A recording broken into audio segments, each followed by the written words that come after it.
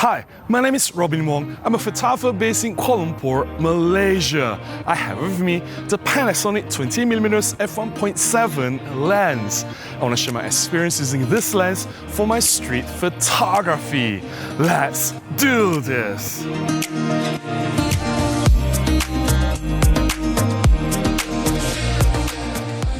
This Panasonic 20 f1.7 is quite a beloved lens among Micro Four Thirds community. The last time I encountered this lens was more than 10 years ago. I've never bought one. I borrowed this from a friend, and I remember I wasn't impressed with the autofocus performance. It was quite slow, and there was nothing to shout about when it comes to image rendering from this lens. Recently, I found one in the used market at a very good price. I just couldn't resist. I thought it's a good time to revisit this lens and see if my opinions have changed about this lens using it for street photography. I paired this lens on my GM1 and I brought it out for some street shooting around the streets of Kuala Lumpur, and here are some of my shots that I've taken.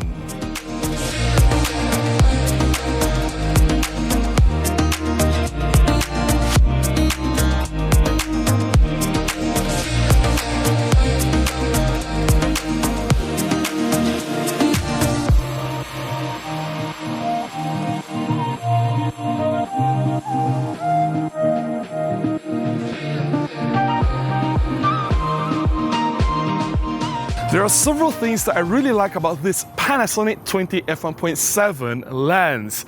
Number one, I love the pancake design of this lens. It is so small, so slim, and so compact in design. It pairs very well with smaller camera bodies like this Panasonic GM1. It keeps the combination really portable, really minimal, and it is what Micro Four Thirds is all about. Smaller footprint and yet delivering fantastic results. The lens itself is so light, it weighs only about 86 grams. Pairing this on any camera bodies is like you're pairing nothing at all on the camera. And number two, I really love the sharpness of this lens. If you're shooting a wide open aperture f1.7, the lens is capable of rendering very sharp results, full of fine details, and images comes out with really good contrast. Panasonic claims the use of 7 elements in 6 groups lens construction, and they also use 2 spherical elements. That's quite a simple lens construction. For a lens that is so small, I'm truly impressed with the overall sharpness rendering from this lens.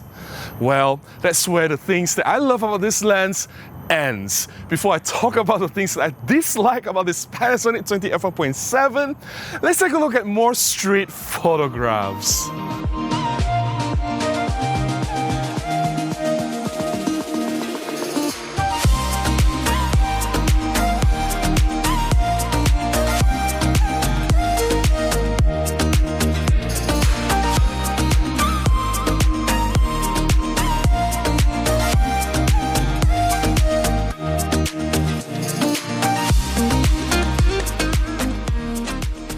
I must admit that there are more dislikes on this Panasonic 20 f1.7 than the things that I like about the lens. Number one, what I dislike about this Panasonic 20 f1.7 is the slow autofocus performance. In fact, this Panasonic 20 f1.7 is one of the slowest autofocusing lenses for Micro Four Thirds system. And I don't blame Panasonic or this lens.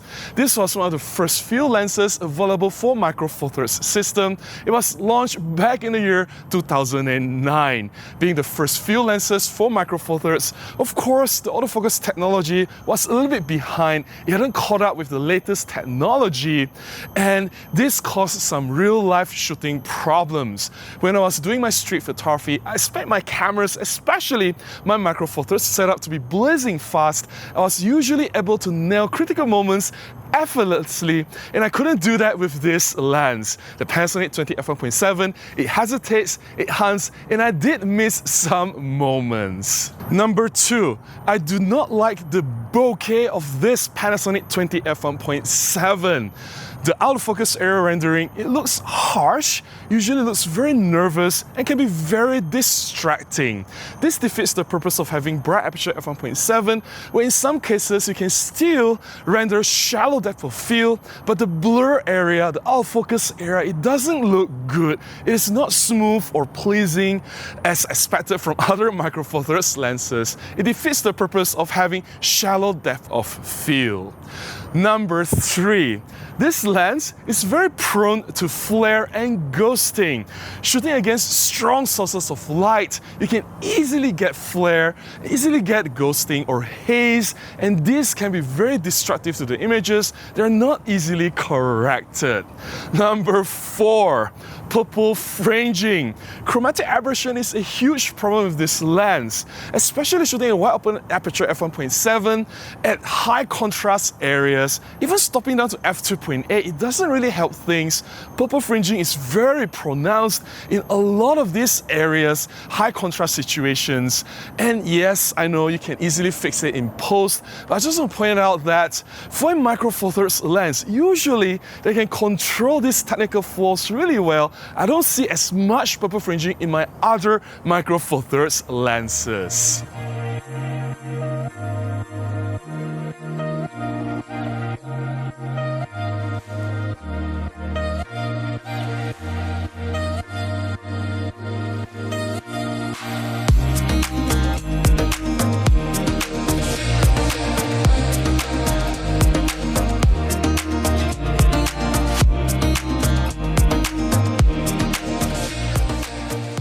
I know I've complained about several things on this lens, the harsh bokeh, the slow autofocus, the purple fringing issues, and flare problems, but these are not really deal breakers. So what made me dislike this lens the most? It is the overall image rendering. Don't get me wrong, this is quite a sharp lens. I've said I was impressed with the sharpness coming out from this lens. However, when you look at the photographs, there's something unnatural about it. It doesn't look realistic. It doesn't really look pleasing, especially when there is some blur in the background. The blur looks very flat. It doesn't have that 3D pop. It doesn't look very natural. There's no organic quality to the rendering. It's just like the main subject, which is in focus, is sharp, and everything else in the background is just one blob of blur. There's no transition from the sharp to the non-sharp areas. There's no transition from in-focus zones to bokeh or out-of-focus rendering. Everything is just like two-dimensional. There is the sharp area and then there's the non-sharp area. I don't know if you can really see what I'm talking about here. I wish there's more 3D pop. I wish the images look more realistic. I wish there's more natural, organic feel when I look at these photographs coming out from this Panasonic 20 f1.7. And because of that, it is very hard for me to love this lens, knowing that my other Micro Four Thirds lenses can give me more pleasing, more organic, and more 3D pop. I'm aware that there is a Mark II version of this Panasonic 20 f1.7 lens. The one I have here is the original Mark I version. And in the Mark II version, from my understanding, the optical construction is exactly the same. It was just the revised cosmetics. And that's truly disappointing given the popularity of this lens. I think Panasonic should update this lens for a Mark III version with two huge improvements. Number 1, make the lens weather sealed. I think the lens itself really deserves weather sealing given its popularity. A lot of people would have used this lens for street photography, and we do have weather sealed cameras from OM System, Olympus, or Panasonic. Being able to use this lens in harsh weather conditions, it opens up a lot more opportunity, and I'm sure the Micro Four Thirds community would really appreciate it. Number 2, they really need to improve the optics. I know that it's already very sharp, but sharpness is not everything. To me, how the overall image rendering looks, whether it's natural, organic, or pleasing, that is more important to me than just having sharp images. Especially bokeh rendering, especially how the images look realistic and having that 3D pop, that is very, very important to me. And of course, all the technical lens flow controls like chromatic aberration, flare, that has to be addressed as well. I'm sure there's no problem for them to update the autofocus performance. This is an old lens, so I can forgive the autofocus being so slow. It's one of the first few lenses for Micro Four Thirds. It's been more than 15 years old now, but in the year 2025 moving forward, if Panasonic is to update this lens, I do expect the autofocus performance to improve drastically. And why not? I think we all love this lens so much already, given its many flaws. Panasonic should listen to the customers and give us an updated, really amazing 20 f1.7 Mark III. That's all I have to share about this Panasonic 20 f1.7 lens. Do you agree with my assessment?